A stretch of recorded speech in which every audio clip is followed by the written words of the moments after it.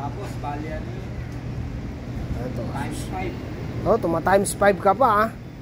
Suzuki Impulse 400.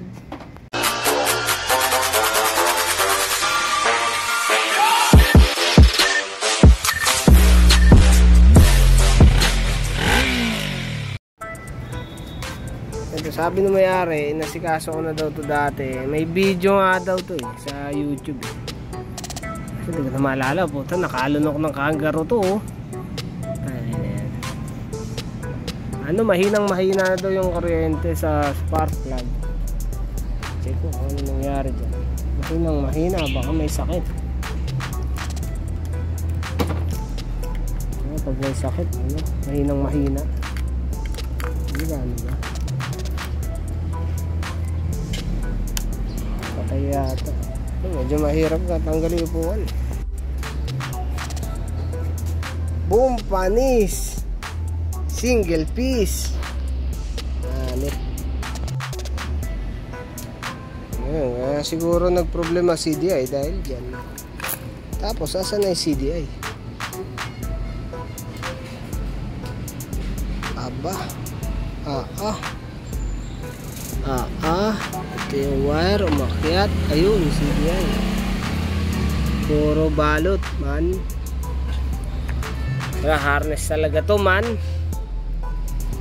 Harness man. Bypassan ko muna tapos saksakan ko CDI. Check natin kung andar. Ang putik.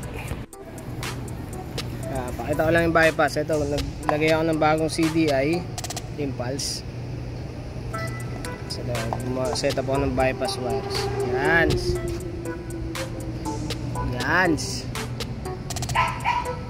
Ang problema ito, puto, nakita ko. Tayo pinagsama yung isang pase. Malamang masunog yung stator niyan. Tapos ayan, subukan ko na. Puputok-putok na eh. Check ko baka nagproblema na carb na ito. Pero papaandarin ko lang muna. Yan. Meron pang tripod man. Hirapan ako, bali-baliktad yun sa spark plug. Spark plug cap pa na.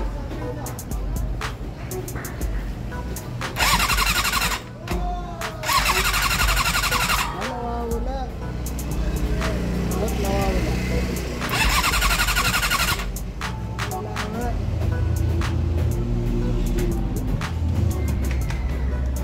Kumuha.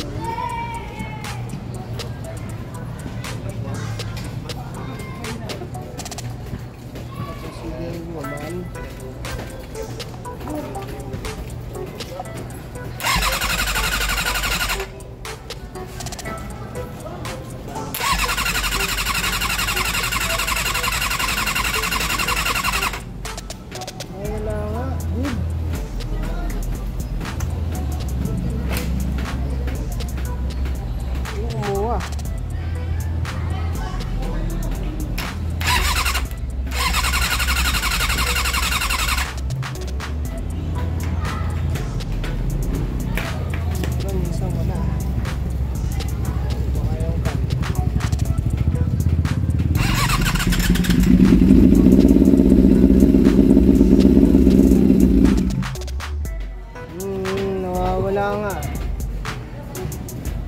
Baka coil. Matay.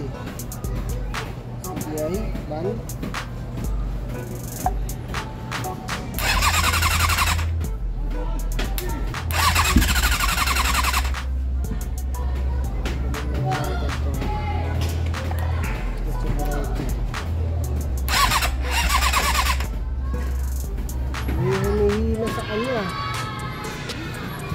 What that is?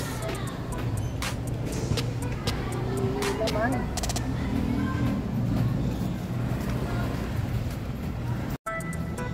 Kaya alam naman natin yung yung stator. Ito yun. Makikita nyo naman, no? Nakikita nyo ba? Itong dalawa, wala. Wala. Ito, meron. 1.7 ohms. Ito, wala. 1.9. Ito, wala. Wala itong pase na to. Itong pase na to, wala. Tsaka ito.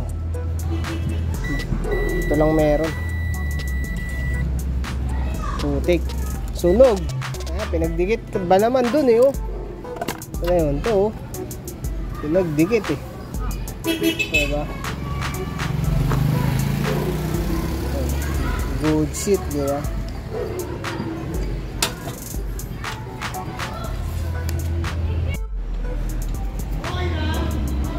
Wala. Parang ika-carb pa.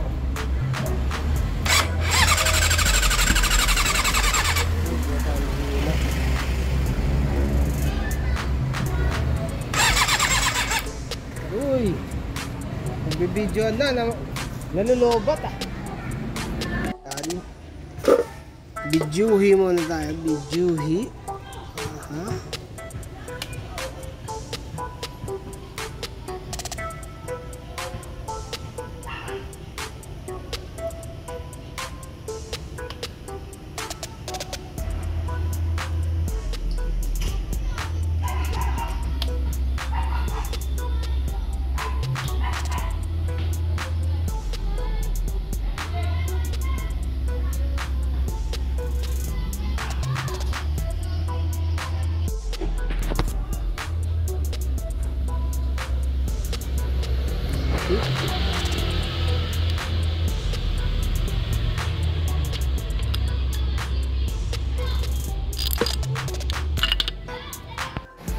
Kailangan ma-shoutout to.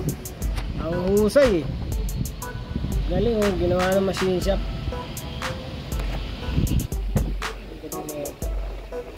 Sinira ko na kasi ito eh. Galing po ito. Yan, so ito nga pala may issue. Bali na yung dalawang legs. Yung isa may repair na. Kaso bumigay din eh. So, mahirap dito sa ganitong design. Nipis eh, yan. Bali. Yung dalawa goodies, yung isa bali din. Yung bali. Tapos ito. Mga nakasilan. Palitan natin gasket yun. Ito naman yung kailangan palitan ng mga o-rings.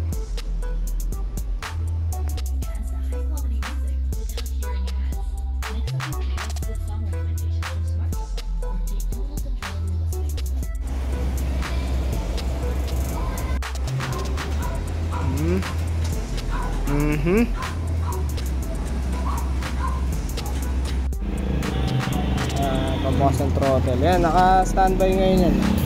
Yung number 1.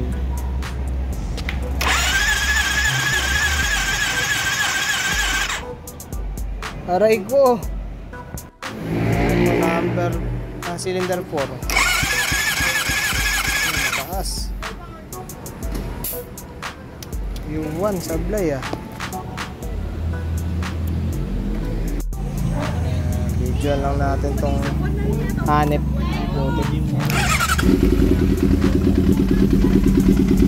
Lalim, wala pa tayong throttle. Wala pa eh.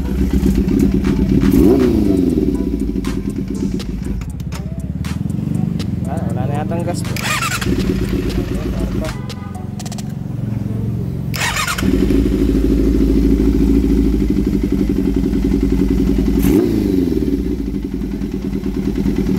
Rich yata.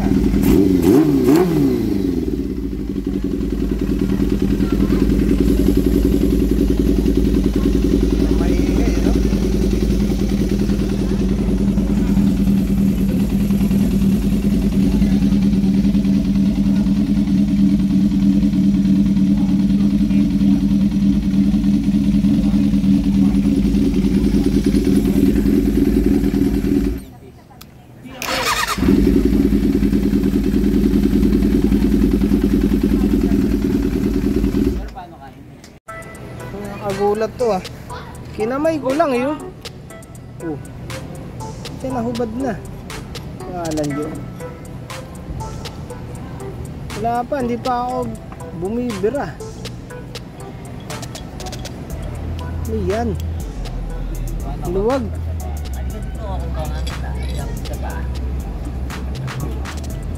Isa na lang tanggalin ulit. Sorry, nawawala ako sa frame. Pero paitong pa yung oras. Hindi na. Oh, consistent na siya. Yan. Luwag. Ito nga, nung binaril, saglit lang. Ito.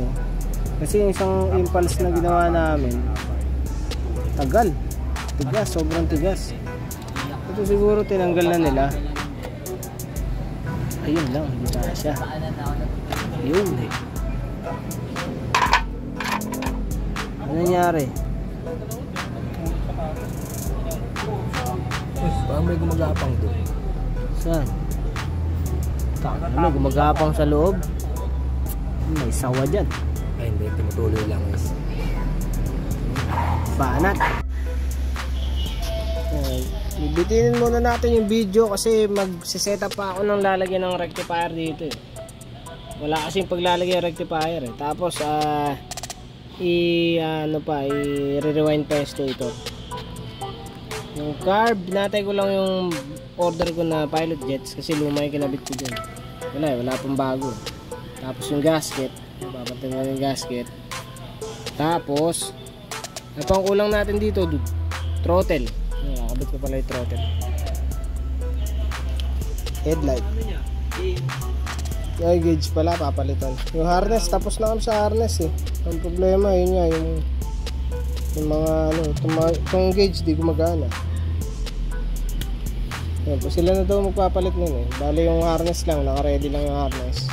Pakita ko yung ano dito, setup dito. Magulo kasi walang mga pwestuhan. So gagawin pa yung mga pwestuhan para may sampay yung mga yan. Kung ano dyan. Sila na bahala doon. Si setup nila itong motor eh.